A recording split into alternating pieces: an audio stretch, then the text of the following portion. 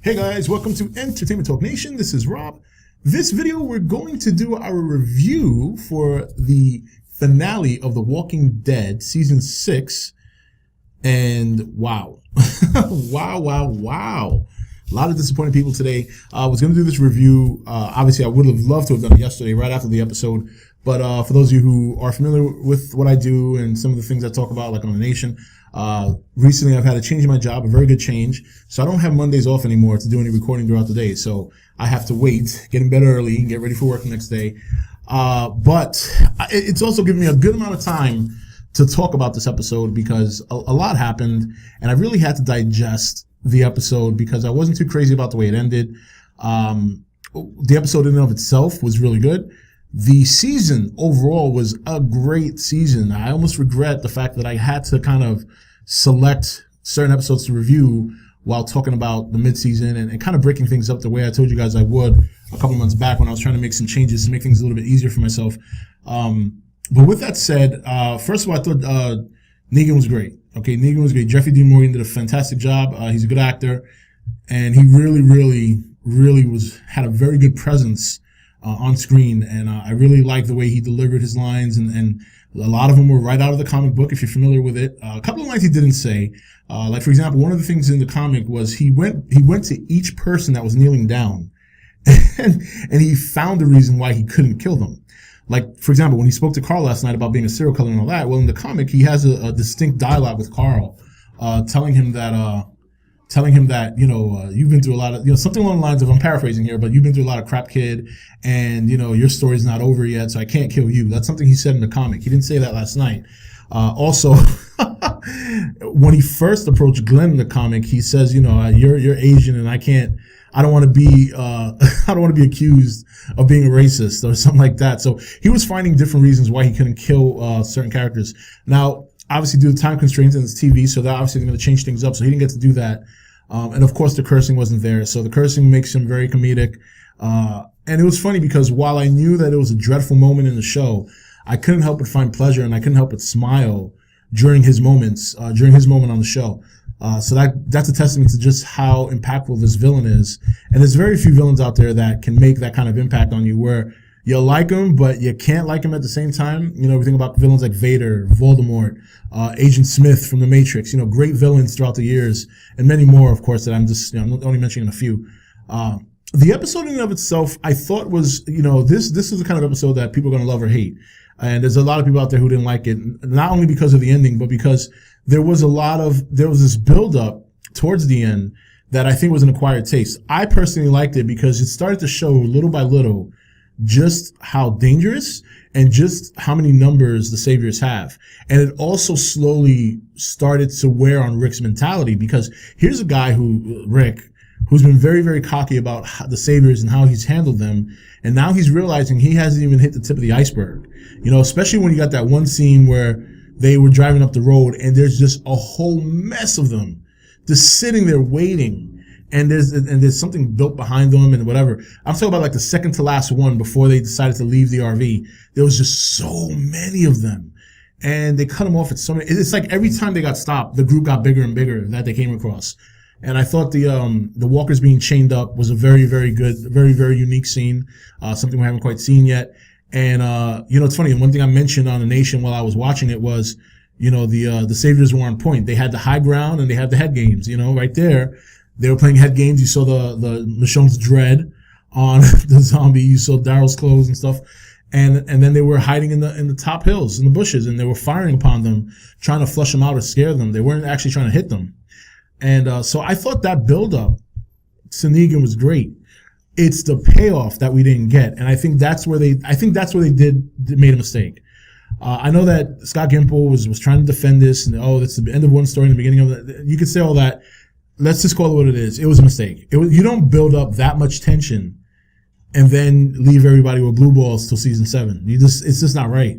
If you're going to have an ending like that, then you shouldn't have a build up like it either. You shouldn't have a 90 minute show. You shouldn't have a build up leading up to an ending that's very suspenseful, very scary, only not to give the viewers a conclusion that they've really been waiting for since the second half began. I mean, people have literally been waiting for this moment. And I kind of feel like they stripped that moment away. Now, to be fair, he did acknowledge that it was going to be a challenge for them to try and justify the first episode and who they chose to kill next year. But they're going to have to hit a home run in that first episode. And I think when push comes to shove, once they show that scene, because the person who's dead, it's not a question anymore. They already know who they picked. So there's something on the Talking Dead where I think either Scott or Robert Kirkman or somebody said that they still don't know who's going to bite the dust. And that's a bunch of crap. They know who's going to bite the dust. They know who's going to bite the dust. The important thing is that they have to deliver it now in such a way that you forget about the cliffhanger. Me personally, I think I would have been okay with this kind of cliffhanger for any other death. But when you consider what this moment means to the comic and what it means to fans, I really think they made a bad choice. I really do think they made a bad choice. It did take a lot out of the episode. It kind of made me feel like the Batman vs. Superman movie.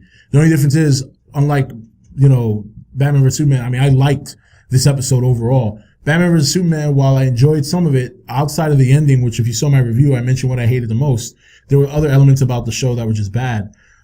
The movie.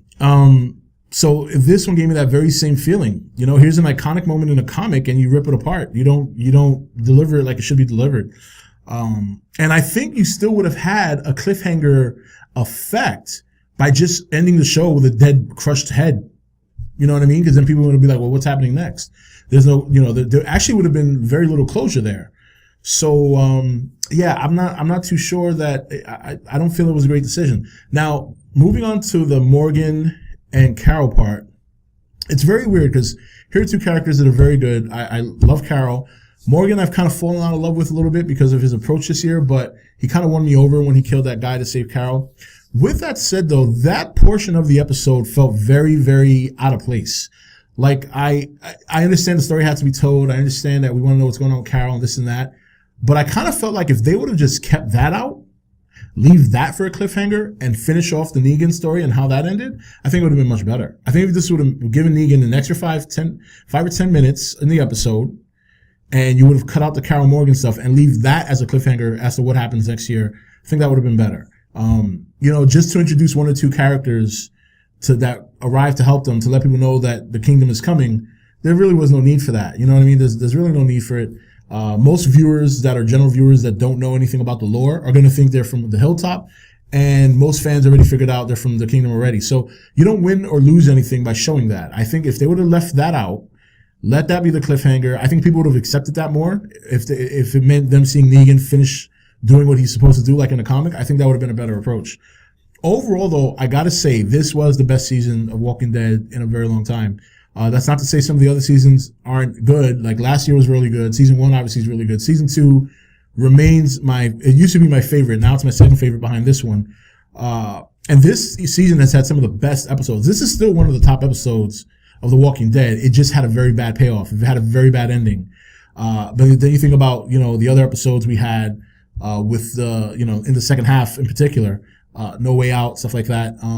I think it was the best season they've had so far. And because shit's about to get real, I have 6 to 7 months to figure out how I'm going to go back to reviewing The Walking Dead every Sunday nights. Because after watching this season and knowing what's coming, there's no way I'm going to be able to maintain talking about only a couple of episodes throughout the season and then doing half reviews, like first half review, second half review, and not be able to talk about each and every episode. I think each and every episode is gonna deliver something special. But with that said, I know people are gonna wonder who I think it is that got killed. I think it's Glenn. I really think it's Glenn. There is an audio out there that for all intents and purposes, I don't want to say confirms that, but gives you that idea. But even before hearing that, the reason I thought it was Glenn is because there was only 2 people I really thought would get it. It would be Glenn and Daryl. And I don't see Daryl getting it now because, number one, not only he's shot, but they have now established a rivalry between Dwight and Daryl. And it's a rivalry that's going to end one of 2 ways. I don't think we're going to get the Dwight from the comic. I don't think Dwight is going to become the man that hops left and right and then eventually chills with Rick, because I think Daryl's going to be that man. What I do think is down the road, and I said this a couple of weeks ago on The Nation, this was my hope.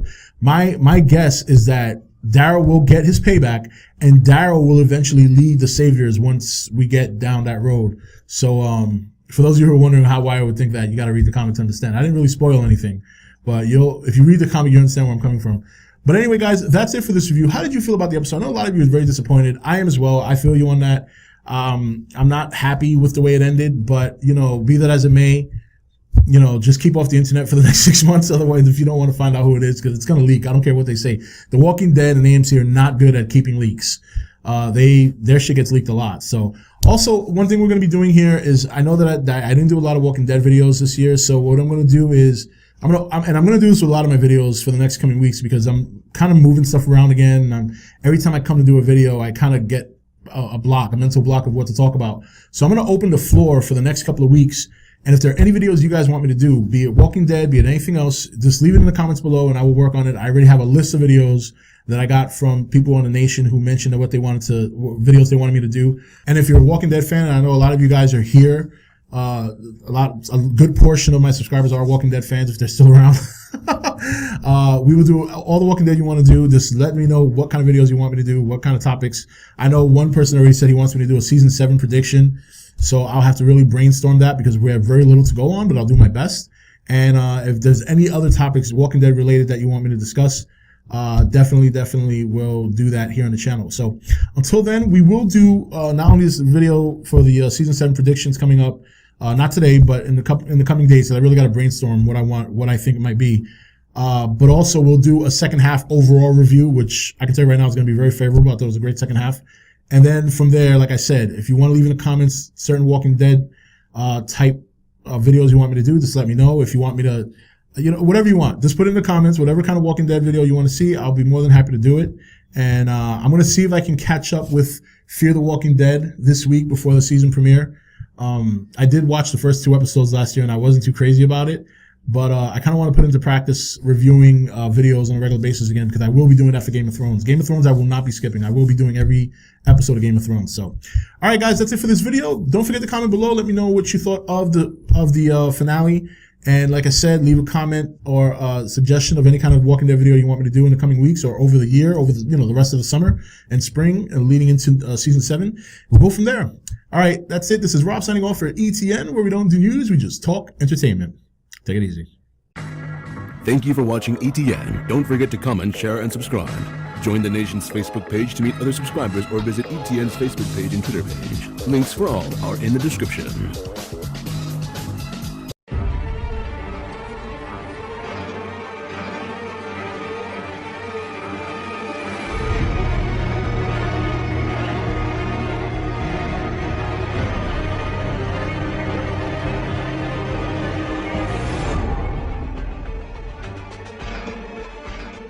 Hey guys, welcome to Entertainment Talk Nation. This is Rob. This video, we're going to do our review for the finale of The Walking Dead Season 6. And wow. wow. A lot of disappointed people today. I was going to do this review. Obviously, I would have loved to have done it yesterday, right after the episode. But for those of you who are familiar with what I do and some of the things I talk about, like on the nation, recently I've had a change in my job, a very good change. So I don't have Mondays off anymore to do any recording throughout the day. So I have to wait, get in bed early, and get ready for work the next day. But it's also given me a good amount of time to talk about this episode because a lot happened and I really had to digest the episode because I wasn't too crazy about the way it ended. The episode in and of itself was really good. The season overall was a great season. I almost regret the fact that I had to kind of select certain episodes to review while talking about the mid-season and kind of breaking things up the way I told you guys I would a couple of months back when I was trying to make some changes to make things a little bit easier for myself. But with that said, first of all, I thought Negan was great. Okay, Negan was great. Jeffrey Dean Morgan did a fantastic job. He's a good actor, and he really had a very good presence on screen, and I really liked the way he delivered his lines, and a lot of them were right out of the comic book, if you're familiar with it. A couple of lines he didn't say, like for example, one of the things in the comic was he went to each person that was kneeling down, and